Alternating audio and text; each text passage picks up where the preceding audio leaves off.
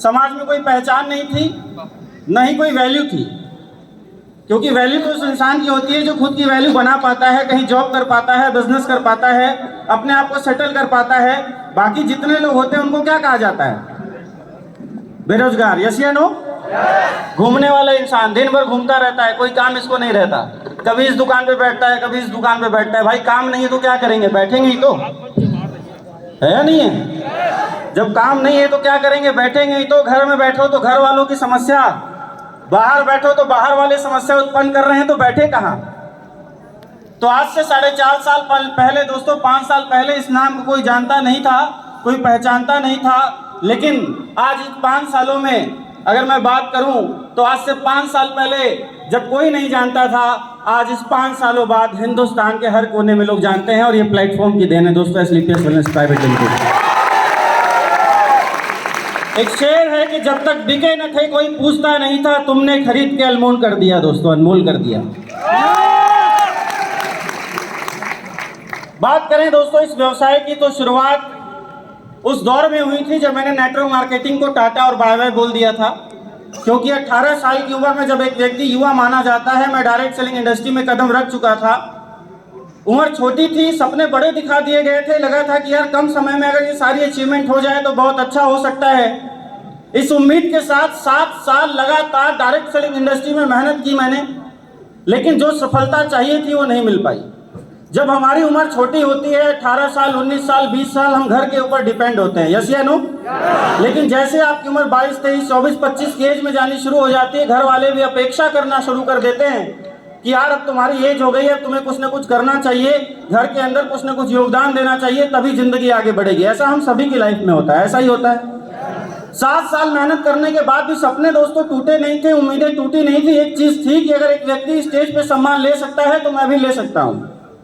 इस उम्मीद से काम तो किया जा रहा था, लेकिन जब एक एज हो गई, एक समय आ चुका था कि अब डिसीजन लेना था दोस्तों, तो दिल पे हाथ रखा तो यही समझ में आया कि 7 सालों के अंदर सिर्फ संघर्ष ही संघर्ष रहे, सफलता के नाम पे कुछ मिला नहीं। और कमी अपने अंदर नहीं थी, मैंने भी महसूस किया, क्योंकि जितना मेरे अपलाइन ने उस प्लेटफॉर्म के अंदर में बताया, सिस्टम ने बताया, वो सारे काम मैंने किए।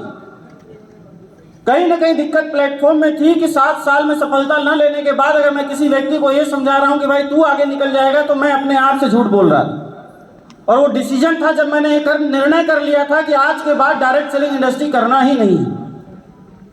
3 साल मैंने ट्रेडिशनल मार्केट के अंदर में काम किया, इंश्योरेंस सेल किया, रियल एस्टेट के अंदर जमीनें सेल्स करी।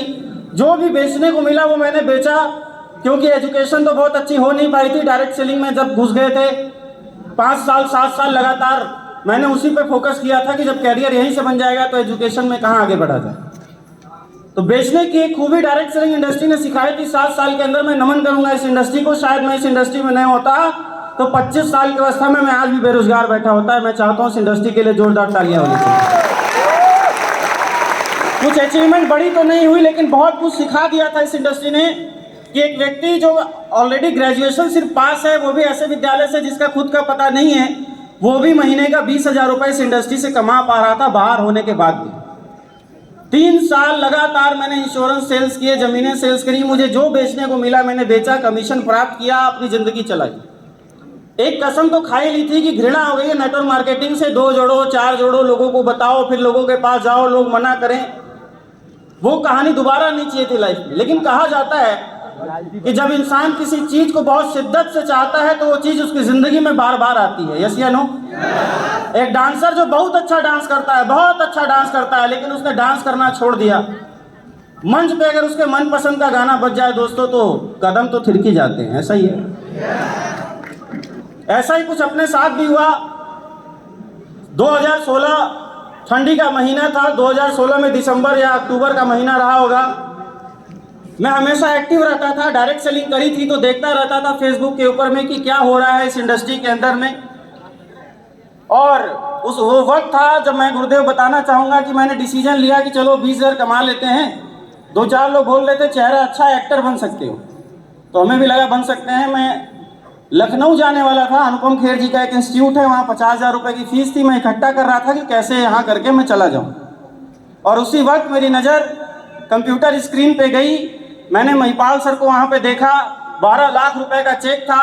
मैं समझ रहा था पिछली कंपनी में यार 8 लाख रुपए मिलता है, यहाँ लिखा था वर्क एट, कंपनी का नाम नहीं बताऊंगा, आप सब समझदार हैं, और 12 लाख रुपए कैसे आ गए? ये एक सवाल दिमाग के अंदर घर किया और मैंने हाय लिखकर भेज दिया, हेलो लिखकर भेज दिया। सर ने भी तुरंत रिप्लाई दे दिया, आप कहाँ से हो? मैंने बताया बनारस से हूँ। फिर इतनी ही बातें हुई, इसके ज़्यादा नहीं हुई। लेकिन फिर भगवान को कहीं ना कहीं अपॉर्चुनिटी मुझे देनी थी, अवसर देना था, क्योंकि कहा जाता है कि ईश्वर जब आपकी ज़िंदगी में कुछ बदलाव करना चाहता है तो वो ज़रूर आपको कुछ ना कुछ रास्ता देता है। यस या नो? आप छोड़ना भी चाहोगे तो आपको बार बार वो मौका देगा, और वो मौका तब आया जब सर बनारस में आए हुए थे। इन्होंने एक पिक्चर डाली है कि स्कूल की जहाँ पे मीटिंग हो रही थी, और मैंने देखा कि जब सर बनारस आए हुए हैं तो इनसे ज़रूर मिलना चाहिए। फिर मैंने सर को हाय लिखकर भेजा, सर ने रिप्लाई दिया कि सर मैं बनारस में हूँ, आप मिल सकते हो। लेकिन दिमाग के अंदर एक कीड़ा था कि यार इतने संघर्ष के लाइफ के अंदर एक एक दिन भूखे रह के, दो दिन भूखे रह के, अपना घर छोड़ के, दो महीना बाहर रह के मेहनत करी, सफलता नहीं मिली। क्योंकि जब एक इंसान जीवन में हार जाता है तो उसको बहुत डर लगता है नई शुरुआत करने से। यस या नो? होता है नहीं होता? यही कंडीशन अपनी भी थी। लेकिन वही बात है कि ग्रह नक्षत्र या भगवान की कृपा रही होगी। मैंने सर को फ़ोन किया, सर बोले आओ मिल लो। अब मेरे साथ मेरा एक डाउनलाइन था, उसने बोला क्या जाएंगे मिलने, एक जगह तो कर ही रहे हैं कुछ ना कुछ। फिर मूड बदल गया, हम नहीं गए मिलने। लेकिन पता नहीं दिल के अंदर ऐसा क्या हुआ कि मिलना चाहिए मिलना चाहिए। और जब मैंने सर को फ़ोन किया तब तक सर की फ्लाइट आसमान में उड़ने वाली थी। उन्होंने बोला कि यार मैं तो निकल गया। मैं बोला सर अब क्या करें? बोला कोई बात नहीं, मैं निकल गया हूँ, भगवान की धरती पे शंकर भगवान आपका इंतजार कर रहे हैं। मैं शिव कुमार सर को आपके पास भेज रहा हूँ, बहुत जबरदस्त लीडर है, एक बार मिल लेना। फिर भी मैं नहीं गया। क्यों? क्योंकि अपने साथ अपना एक डाउनलाइन था जो बोल रहा था क्या जाएंगे वहां पे, वहीं बैठा है।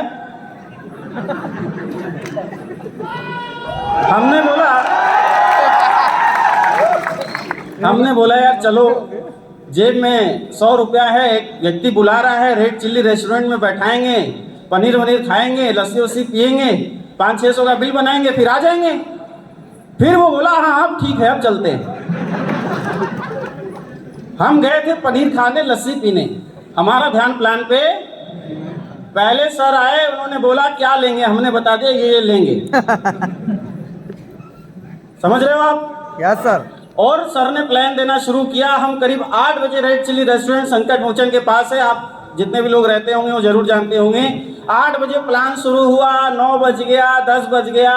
रेड चिल्ली वाला हाथ जोड़ रहा है कि सर अब छोड़ दो, अब छोड़ दो, अब छोड़ दो। लेकिन महादेव मानेंगे? बोले बस 2 मिनट 2 मिनट 2 मिनट। बेचारे का 10:30 बज गया, आप शटर गिरा दिया। और मैं भी सोच रहा था आप तो सर छोड़ दे, घर पे माता जी भी इंतजार कर रही होंगी। लेकिन सर कहाँ मानने वाले थे, क्योंकि भगवान की कृपा मेरे ऊपर एक्स्ट्रा थी, है ना। कार में थे सर, कार में बैठा लिया। बोले यार कोई दिक्कत नहीं है, कार में बैठते हैं, जब तक बात खत्म नहीं हो जाएगी तब तक रवि जी आप समझ नहीं पाओगे अवधेश जी क्या होगा स्लीपियस वेलनेस में। 11 बज गया, 12 बज गया, 1 बज गया। अब मेरे साथ जो डाउनलाइन बोला गया था वो बोला नहीं सर सब समझ में आ गया, कल ज्वाइन करेंगे। मुझे पता था ये थोड़ी ज्वाइन करेगा, ये तो घर जाने के लिए बोल रहा है। मैंने बोला सर बहुत लेट हो गया है, बाइक कहीं और खड़ी है। उन्होंने बोला मैं होटल आज आपको दिला दूंगा, लेकिन जब तक कंफर्म आप सेटिस्फाई नहीं हो जाते तब तक छोड़ूंगा नहीं, क्योंकि मेरे गुरुदेव ने आपको भेजा है। मैं बोला यार 7 साल डायरेक्ट सेलिंग इंडस्ट्री करी है, लेकिन आप जैसा इंसान नहीं देखा। जब प्लान में आप नहीं छोड़ रहे हो तो ज्वाइन कर लूंगा तो कहां छोड़ोगे आप। डिसीजन बन चुका था कि यार बिजनेस करेंगे, लेकिन अपने पास एक डाउनलाइन था। बोले सर कहाँ जा रहे हैं?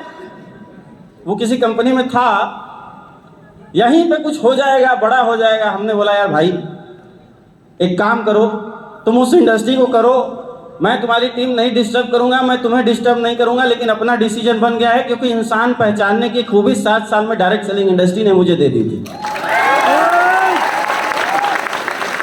प्लान और इंसान पहचानने की खूबी इस इंडस्ट्री में मुझे मिल चुकी थी। मुझे पता था कि अगर मैं यहाँ शुरुआत करता हूँ तो ऐसे बहुत सारे डरे हुए लोग हैं, ऐसे बहुत सारे हारे हुए लोग हैं जो इस बिजनेस की शुरुआत करके कामयाब बन सकते हैं। मैं सर से जाके मिला, मैंने शुरुआत करने की बात रखी, सर ने बोला बिल्कुल आप शुरुआत करिए, हम आपको एक ऐसे लीडर को देने वाले हैं जिनका अगर आपने सिर्फ हाथ पकड़ लिया तो आप सफलताओं की सीढ़ियां नहीं दोस्तों, आप रॉकेट समझ लो आपको मिलने वाला, आप इस स्पीड से आगे बढ़ोगे। मैंने बोला मैं आपको जानता हूं, मैं और किसी को नहीं जानता, मैं आपको जानता हूं, आपने 6 घंटा समझाया है, आप ही को बताना पड़ेगा।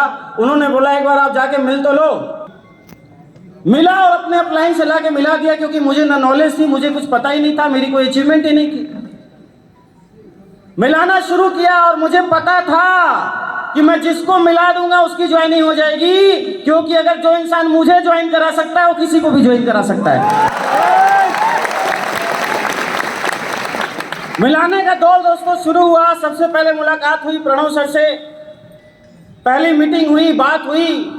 सर भी कहीं ना कहीं परेशान थे, वो भी पार्ट टाइम में रियल एस्टेट के अंदर काम कर रहे थे। अप्रोच किया गया किरण सर के माध्यम से, सर आए, मिले, मुझे पता था जो इंसान मुझे ज्वाइन करा सकता है वो किसी को भी ज्वाइन। प्रणव सर भी आ गए, फिर हम और प्रणव सर मिले, बैठे, डिस्कस किया कि सर आपके पास कोई है? बोले यार टीम तो नहीं है। अब तो कौन है?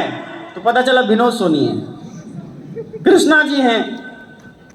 हम 80 घाट पे बैठ के दोपहर 12 बजे से शाम को 7 बजे तक यही प्लानिंग करते रहते थे कि अब क्या करें, कैसे करें, किसको लाएं, किससे मिलें। शुरुआत में दोस्तों 2 लोगों को लाना भी मुश्किल लगता था कि यार ये 2 लोग कैसे भी आ जाएं तो हमारा बिजनेस खड़ा हो जाए। विनोद सोनी से जब मुलाकात हुई, बोला यार चलो अब 100 सेल पॉइंट की सेल आएगी। भाई साहब 500 रुपया दिए थे, सर ने बोला जाओ रिसीव कर लो, बंदा रजिस्ट्रेशन कराने वाला है। मैं सीर गेट पे बाइक उठा के गया कि 100% फुल पेमेंट आएगी। इन्होंने 500 रुपया दिया और ये भी बोले कि सर 500 डूबेगा तो नहीं। ठंडी में टूटी हुई बाइक से, जो बाइक हमारे लीडर आगे बैठे हैं वो जानते होंगे, बाइक कम, उसका बुलेट ज्यादा थी वो, क्योंकि साइलेंसर फटा था। ऐसी कंडीशन थी और मैं सर को बोलता था कि सर चलिए मेरे साथ प्लान पे। बोलते थे यार तेरी बाइक पे तो नहीं जाऊंगा, साइलेंसर फटा है, कब और फट जाएगा पता ही नहीं चलेगा कब कहां पे। गाजीपुर जैसे शहरों में, आजमगढ़ जैसे शहरों में हम काम करने जाते थे, खूब मेहनत करते थे, रात में ठंड लगती थी। विशाल मेगा मार्ट एक रास्ते में पड़ता है सैदपुर में, सर ने बोला ठंड ज्यादा लग रही है, एक स्वेटर खरीद लेते हैं। दोस्तों एक वक्त था जब हम 100 रुपए का स्वेटर पहन के भी काम किए। आज टैग नहीं देखना पड़ता कि ये कपड़ा 50,000 का है या 1 लाख का है, लेकिन एक वक्त ऐसा भी था जब 100 रुपए का स्वेटर खरीदना भी मुश्किल हुआ करता। वो वक्त भी हमने देखा है, वो समय भी हमने इस इंडस्ट्री के अंदर काटा है। 7 साल जो तपस्या करी वो करी, लेकिन एसलीपीएस वेलनेस में भी इतनी जल्दी आसानी से सफलता नहीं हासिल करी। पिछले 1 साल तक लगातार संघर्ष और मेहनत करने के बाद अचीवमेंट आनी शुरू हुई टीम के अंदर, लोग आने शुरू हुए टीम के अंदर। 5 साल पहले कोई जानता नहीं था, पूछता नहीं था बनारस के अंदर में। आज तो हालात ऐसे हैं, कहीं खड़े हो जाओ तो 4 टीम वाले आ जाते हैं, है ना। कहीं खाने जाओ तो टीम मिल जाती है, कहीं खड़े हो जाओ तो टीम मिल जाती है। ये पहचान बनाने के लिए आप सभी लोगों का मैं बहुत बहुत धन्यवाद देता हूं। ये सफलता सिर्फ उसी का परिणाम है जो संघर्ष हमने दोस्तों शुरुआत में 1 साल 1.5 साल डायरेक्ट सेलिंग इंडस्ट्री में एसलीपीएस वेलनेस में किया। और अगर दूसरा कारण बताया जाए तो वही है कि अगर शायद मेरे पास अमित दुबे सर जैसा अपलाइन नहीं होता तो मैं आज रॉयल डायमंड इस स्टेज पे नहीं होता। चाहे टीम की एजुकेशन हो, चाहे टीम की ट्रेनिंग हो, चाहे टीम की मीटिंग हो, सर हमेशा प्रेजेंट रहे। मैंने देखा इस इंडस्ट्री के अंदर में कि सर ऐसे एक इंसान है जो 2 साल तक अपने घर नहीं गए दोस्तों, टीम के साथ लगे रहे। घर में कोई फंक्शन हो, कोई मीटिंग हो, कोई ट्रेनिंग हो, कोई मतलब नहीं है, सबसे पहले टीम इन्होंने देखी। और इसी का नतीजा है कि आज हमारी टीम हिंदुस्तान की नंबर 1 टीम कही जाती है। ये त्याग और तपस्याओं से बनाई गई टीम है, इसलिए इतनी बड़ी सक्सेस है। लोग बहाना बनाना शुरू कर देते हैं, थोड़ा सा इवेंट आता है, आज करवा चौथ है, यस या नो। कई सारे लोग करवा चौथ का बहाना बना के घर में बैठे हैं। क्या चाहिए भाई? पैसा ही तो चाहिए, यस या नो। वाइफ को एक अच्छी जिंदगी चाहिए, जो मांगे उसको मिल जाए। बच्चे को क्या चाहिए? जो मांगे उसको मिल जाए। माँ बाप को क्या चाहिए? जो मांगे उन्हें मिल जाए। तो दुनिया दोस्तों स्वर्ग से कम नहीं है, यही स्वर्ग और यही नर्क है। हमारी प्रॉब्लम यह है कि छोटी सी समस्या आ जाए, छोटी सी प्रॉब्लम आ जाए, हम रुक जाया करते हैं। कोई मार्केट में दूसरी कंपनी आ जाए, ये दे दे वो दे दे, हम भाग जाया करते हैं। हमें लगता है यहाँ नहीं होगा तो वहाँ हो जाएगा। भाई जो यहाँ नहीं होगा वो कहीं नहीं होगा। अवधेश नारायण 14 साल के एक्सपीरियंस से बता रहा है। डर का बिजनेस नहीं होता, ये डरने वालों का बिजनेस नहीं है, चूहों का बिजनेस नहीं, शेर का बिजनेस है। शेर बनना पड़ेगा तभी रॉयल डायमंड बनोगे, शेर बनोगे तभी रॉयल डायमंड बन पाओगे, तभी डायमंड बन पाओगे। चूहे का दिल लेके बिजनेस मत करना, और अगर कर रहे हो तो शेर का दिल बनाना। जिगरा चाहिए, जिगरा। ऐसे यहाँ नहीं बनता कोई डायमंड, जिगरा चाहिए होता है, जिगर नहीं जिगरा।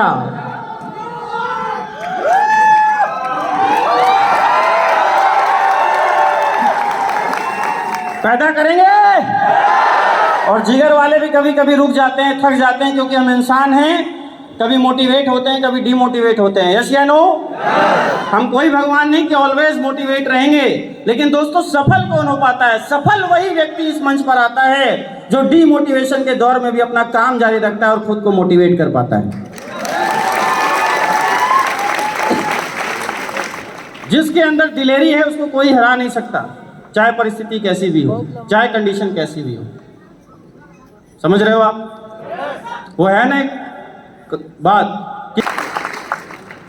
बिजनेस की शुरुआत करी थी, 50,000 रुपए किसी और चीज के लिए रखा था। सर के पास गए, सोचा यार 27 एसपी से शुरू करते हैं। सर भी ट्रेंड आदमी है, सीधा 100-150 एसपी का बिजनेस ठुकवा दिया मेरे से। बोला ज्यादा लगाओगे तो ज्यादा मेहनत करोगे। मैंने भी लगा दिया, क्योंकि आज तक मैंने अपने अपलाइन की एक भी बात अनसुनी नहीं करी है। सर यहीं बैठे हैं, आप पूछ सकते हो कि अवधेश नारायण ने इन 5 सालों के करियर में अगर अपने अपलाइन की एक बात को भी नकार दिया हो तो शायद अवधेश नारायण अगली बार क्राउन डायमंड नहीं बनेगा। 100% फॉलो किया। ऐसा नहीं सामने गुरुजी गुरुजी गुरुजी और पीछे दैट गुरुजी। क्या ट्रेनिंग, क्या मीटिंग, क्या फॉलो, क्या फंक्शन। बोला राइट जाना है तो राइट गया, लेफ्ट जाना है तो लेफ्ट गया, इधर जाना है तो इधर गया, बोला नहीं जाना है तो नहीं गया। टीम नाराज हो, खुश हो, अच्छी हो, बुरी हो, मुझे मेरे से लेना देना नहीं है। मुझे पता है कि मेरा अगर अपलाइन मेरे साथ है दोस्तों तो 10,000 क्या 10 लाख की भी फौज खड़ी करी जा सकती है। मुझे मेरा कृष्ण मिल चुका था। मुझे चिंता नहीं थी कि कौरवों के पास कितनी सेना है, मेरे पास मेरा कृष्ण जिंदा है। और जब तक सर मेरे पास है दोस्तों, दुनिया के अंदर ये टीम हमेशा नंबर 1 रहेगी। बस आज वो गीत बीत चुका है। आज रॉयल डायमंड लगभग 4-4.5 करोड़ रुपए से ज्यादा की अचीवमेंट है। आज बैंक का अकाउंट बैलेंस देखना नहीं पड़ता, बस एटीएम निकालना होता है, स्वाइप कराना होता है। बिल कितना बना वो भी मैं नहीं देखता। लोग पूछते हैं सामान कितने का लिया, हमें खुद पता नहीं होता कितने का लिया, बस लिया ये पता है। और ये अगर कहीं हो सकता है तो स्लीपियस वेलनेस के अंदर ही हो सकता है। और ये कमिटमेंट है गुरुदेव कि अभी तो ये फौज शुरुआत हुई है, क्योंकि आपने जो संस्कार दिए हैं वो संस्कार आज टीम के अंदर जाने शुरू हो चुके हैं। हमारे बिजनेस में आया हुआ एक व्यक्ति हमारा डीडी नहीं बनाता, 500 का चेक नहीं बनाता। अगर उसके अंदर सपने हैं तो हमारे टीम के अंदर ज्वाइन हुआ हर एक व्यक्ति हमारे लिए ब्रांड एम्बेसडर होता है। हमारे लिए हर एक व्यक्ति यहाँ बैठा है वो ब्रांड एम्बेसडर है। और इस सोच के साथ आपको काम करने की जरूरत है। क्या करेंगे? करेंगे। जश्न काशी 4 हुआ, जश्न काशी 5 हुआ, जश्न काशी 6 हुआ, जश्न काशी 7 होने वाला था। लेकिन गुरुदेव का आप जानते हो बहुत बड़ी टीम है। यस या नो? और गुरुदेव से क्या आज कमिटमेंट कर दिया जाए कि इस 300 के अंदर में दोस्तों लगभग हमारे पास 2 ब्लैक डायमंड, 4 ब्लू डायमंड और 7 डायमंड हुए। एक बार सभी के लिए जोरदार तालियां होनी चाहिए।